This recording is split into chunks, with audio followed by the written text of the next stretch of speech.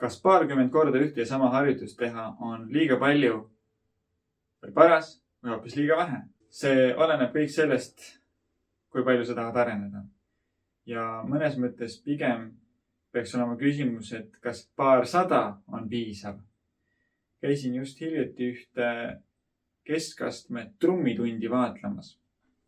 Ja mida ma seal tähele panin, on see, et ühte liigutust, ühte osa siis sellest trummirütmist tehakse paarsada korda, enne kui minnakse siis kas kiiremaks või lisatakse midagi. Ja selles tunnis tehtigi sellist, ma loodan, et ma ei ütle midagi valesti nüüd, aga siis džässi rütmi, kus seal ühe käega siis selle hätt trummi peal käis nii, et alguses käi ti ja siis tuli üks on tavaline ti ja siis tuli see nii-öelda lisalöök siia juurde, aga käsi teeb siis seda mingisugust sellist asja. Pandi see korralikult tööle. Tõsteti tempot järjest. Ja siis pandi see, et see vasak jalg, mis seda siis taldrikud avab kinni, pandi see alles juurde. Julgelt mõnisada korda. Ja siis tuli hiljem alles see vastu seda väikse trummi rimmi ehk äärt löömine mingil õigel löögil. Ja siis, kui see kõik juba kokku jooksis heas mõttes, siis tuli veel basstrum ka õigele hetkele. Ja see kõik oligi see, järjest enam asju tuli juurde, aga alles siis, kui eelnev oli hea temponi harjutatud ja väga hästi siis nagu omandatud, et ta tuleb nagu alateadlikult juba, et sa ei pea väga palju mõtlema, et ta nagu käe sees, keha sees täielikult lihasmälus. Ja lõpp-produkt oligi siis see, et kui nad olid umbes 25 minutit teinud tööd selle ühe sama rütmiga, siis tuli taustaks alles päris lugu, kuhu sisse siis seda hakati harjutama. Ja loogika siis, nii nagu mina sellest aru sain, oligi see, et esiteks, et see just nimelt hästi sisse harjuks, lisaks, et seda võhma tekiks, see tunnetus kõik oleks ja siis saakski see põhiasi käib loo sees ja mis iganes sinna nii-öelda need lahedad vahed, mis trummarid tihti teevad, et see läheks sellele lisaks, et see kunagi ei lõppe.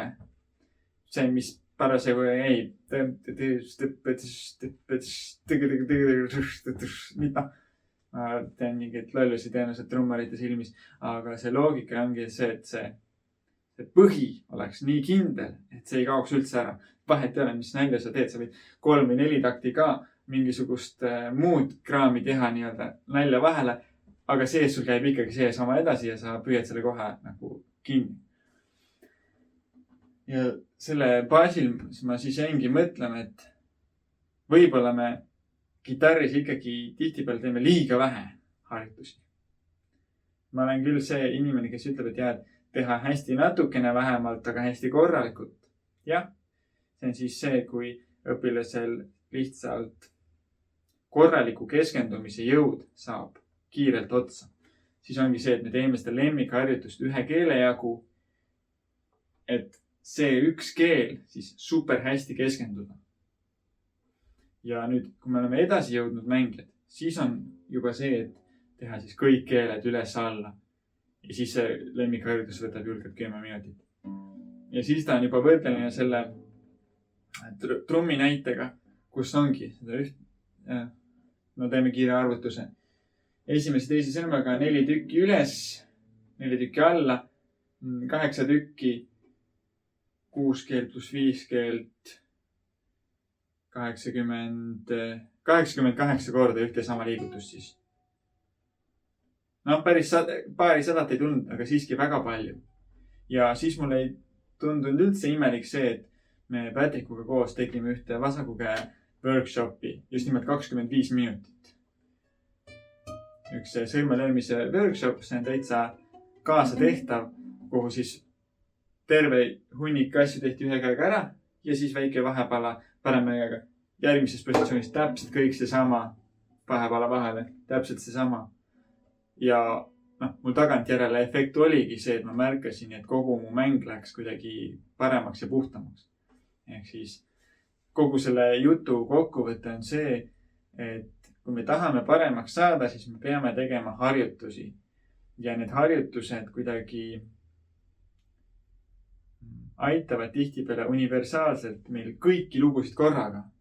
Et mitte ma ei harjuta nagu ühte lugu natukene, et see läheks paremaks, järgmist lugu, vaid see, kui ma teen mingit eriti olulist harjutust hästi palju, hästi korralikult, siis see konkreetne asi, mida me paremaks tegin, see siis läks kõigis neis lugudes korraga paremaks. Ehk siis mõnes mõttes see on siiski isegi nagu kiirem töö, kuigi ta tundub nagu vastupidi. Ehk siis teritame seda saagi. Saag on meie mänguoskus siis. Ja kui saag on teravam, siis kõik need puud, mis mul on vaja saagida, ma saan nad kiiremini saetud. Ja kunagi ma olen teinud ühe saeteritamise loo video ka, mine vaata seda ka.